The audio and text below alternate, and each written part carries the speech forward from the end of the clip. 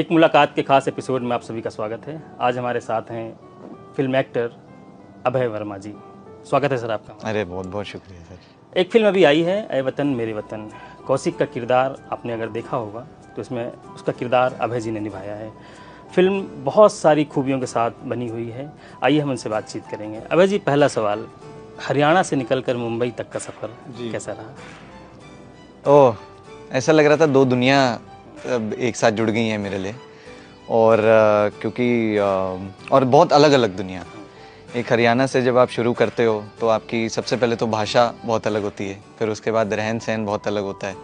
आप खेतों से निकल के कंक्रीट जंगल में आते हो, बॉम्बे जैसे, जो अपने आप में एक सुंदरता है उस चीज़ की।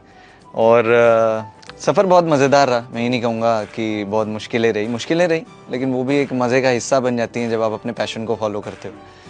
और जब आप अपनी दिल जहाँ आपका चाहता है उस फील्ड में आप जाते हो तो फिर वो स्ट्रगल भी मज़ा हो जाता है। तो जर्नी बहुत ही अमेजिंग है और मेरे लिए तो सर जर्नी ही इंपॉर्टेंट रहती है, रिजल्ट कभी मैटर करता ही नहीं है। बहुत बात की बात। बिल्कुल, पेरिस तक का सफ़र आपने तय कर लिया है, लेकिन क्या हरियाणा जिंदा है? हरियाणा हमेशा जिंदा रहेगा अंदर। हरियाणा मतलब एक वही बात है जो शायद सभी के बड़े बोलते भी होंगे घर पे कि अपनी अपनी रूट्स से जुड़े रहना चाहिए। तो जब इंसान की नींव बहुत स्ट्रांग होती है ना, तो फिर इंसान उस पर चाहे बुर्ज खलीफा बनाए, चाहे उससे आईफिल टावर बनाए, तो कितनी भी ऊंची इमारत बना ले वो टिकी रहेगी। तो मुझे लगता है हमेशा अपनी रूट्स से ज़रूर जुड़े रहना चाहिए। किसी और को देख के किसी और की बिल्डिंग पसंद आ गई, वो बना ली, वो मज़े वाली बात नहीं है। बिल्कुल बिल्कुल। अभी फिल्म जो आपकी ए वतन मेरे वतन आई है, इसके बारे में जानना चाहेंगे कि ये किरदार कैसे मिला, इसके पीछे की कहानी क्या है और इस किरदार को करने के बाद कैसा लग रहा है? अरे, पहली बात तो मैं सबसे एंड वाले सवाल का जवाब आपको पहले देता हूँ कि करके कैसा लग रहा है। अभी ऐसी चीज़ें जब होती हैं ना कि मैं इस मंच पर आता हूँ, आपके साथ बात करता हूँ, आप लोग इतनी इज्जत देते हैं, तो वो चीज़ जो हम सब 1-1.5 साल 2 साल की मेहनत होती है ना एक एक्टर की, वो यहाँ पे सफल हो जाती है।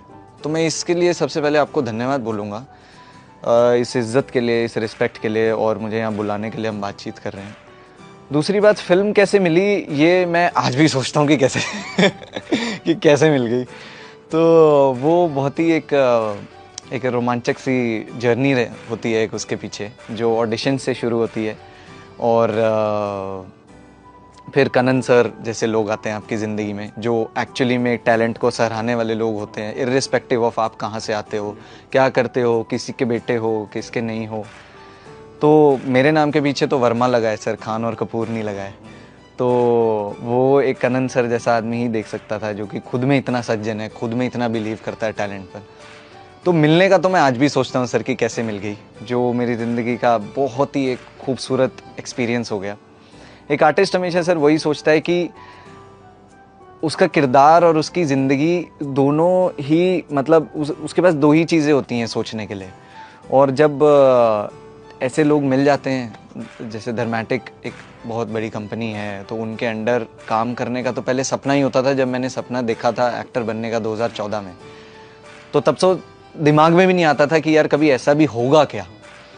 तो वही है कि अगर आप लगे हो अपने दिल से सच्चे, कुछ फैमिली बैकग्राउंड पे भी जाते हैं कि कैसे पढ़ाई कहाँ हुई, क्या पढ़ा, उसके बाद मुंबई एक्टिंग में कैसे चले गए? इंजीनियर और डॉक्टर बनने का किसी ने नहीं कहा? डॉक्टर बनने का तो बहुत लोगों ने कहा। इनफैक्ट मैं मेडिकल स्टूडेंट हूँ, तो 2 साल मैंने मेडिकल पढ़ा है।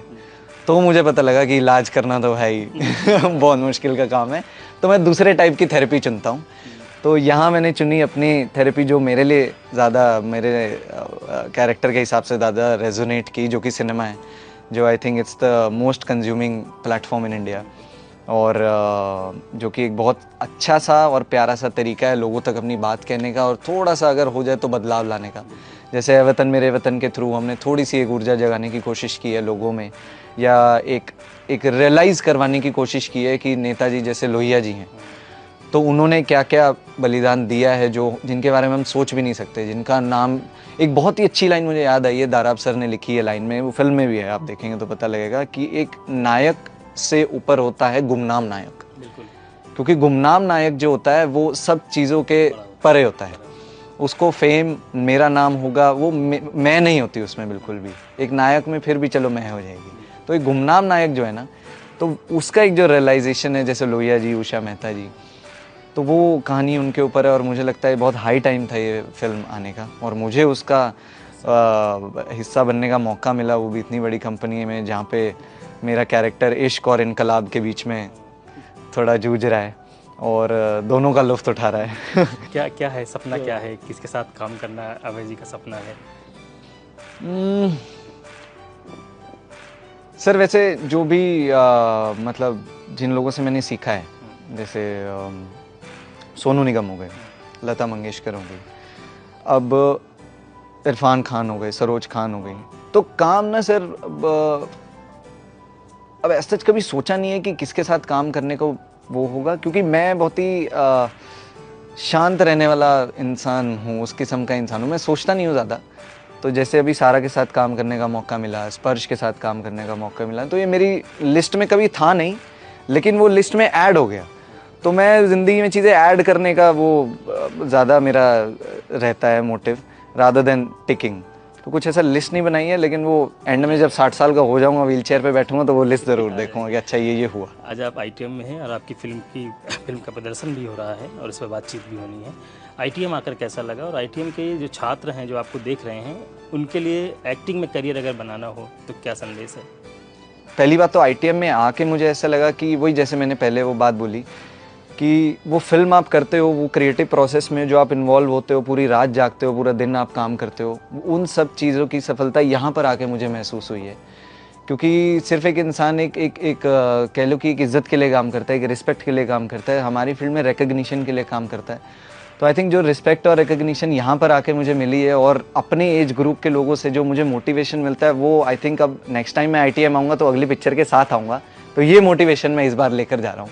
और मेरा सजेशन बस यही है कि अब लगे रहने का नाम ही ज़िंदगी होता है, और इसके अलावा और कुछ है नहीं। आप स्ट्रगल को आप फेलियर से कंपेयर मत कीजिएगा, क्योंकि ये जो सामने बोल रहा है वो सिर्फ स्ट्रगल का ही एक सार है जो आपके सामने बैठा हूँ, और कुछ भी नहीं है। सक्सेस बहुत थोड़ा है, तो वो स्ट्रगल भी स्ट्रगल नहीं लगेगा अगर आप आपके मन का पैशन आप फॉलो करोगे।